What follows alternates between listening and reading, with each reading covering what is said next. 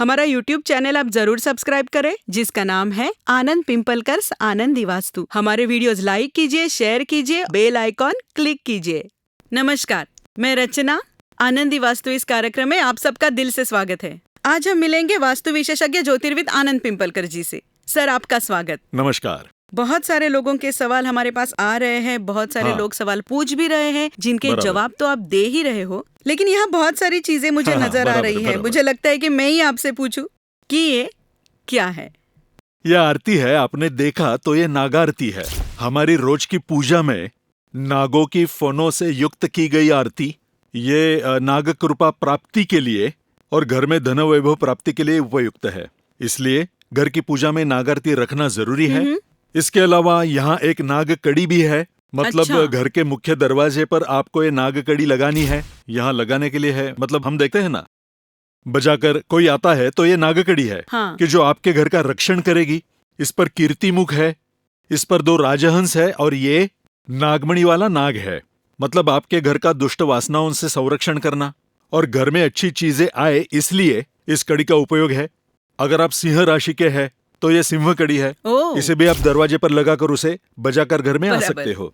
ये अगर आपको राशि मालूम नहीं तो सभी 12 राशियों के लिए ये गज कड़ी है। गणेश जी के लिए या गजमुख है, इसलिए यह गज कड़ी है। इसे भी आप घर के मुख्य दरवाजे पर लगा सकते हैं। हाँ। जिस घर की पूरब दिशा बंद है, मतलब किसी भी प्रकार की खिड़की नहीं है, दरवाजा नहीं है, उन्होंने ये सूर्य प्रतिमा लगानी है। इसके माथे पर मानिक है, ये पूरा धातु का सूरज है और इस मानिक में सूरज की एनर्जी कैच करना और घर में छोड़ने की प्रक्रिया होती है। इसलिए जिनका पूरब बंद है, ऐसे लोगों ने पूरब दीवार के बीच में ये सूर्य प्रतिमा लगानी है। जिनके घर में आग्नेय कोना दूषित है, ऐसे लोगों ने तांबे का पिरामिड लगाना है पूरब दीवार को छत के नीचे पश्चिम की ओर नोक करके। वैसे ही अष्टधातु का भी पिरामिड है, ये आप ईशान्य दिशा में उत्तर की ओर नोक करके लगा सकते हो, पीछे चांदी का पतरा लगाकर। इसके अलावा ये लोहे का पिरामिड है।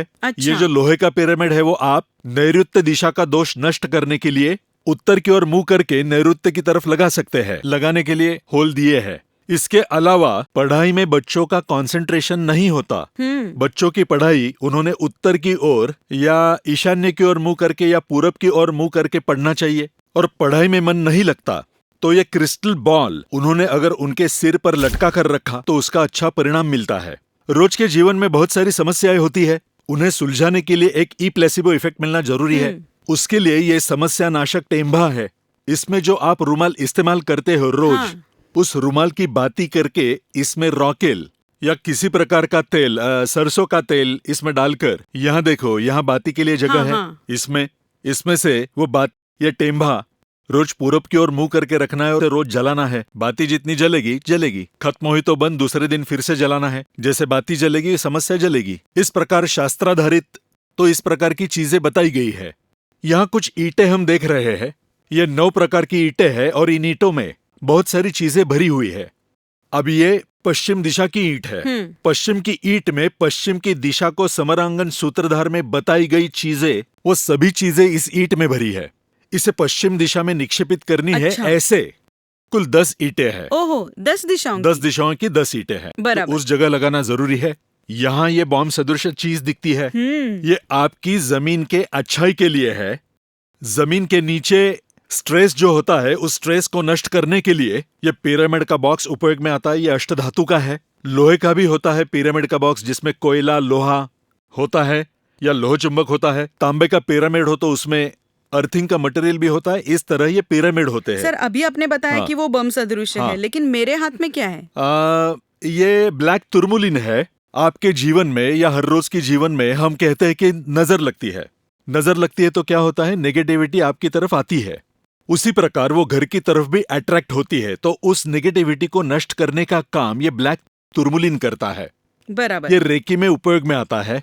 इसके अलावा हेलेक्स है, ये आग्नेय का हेलेक्स है। आग्नेय दूषित है तो ये हेलेक्स हम लगा सकते हैं। ये वायव्य का हेलेक्स है, वायव्य दिशा में लगा सकते हैं। वो मोती और कुछ और वायव्य दिशा का कारकत्व चंद्र की ओर है, आग्नेय दिशा का कारकत्व ये मंगल की ओर है, इसलिए ये पौला और ये चंद्र।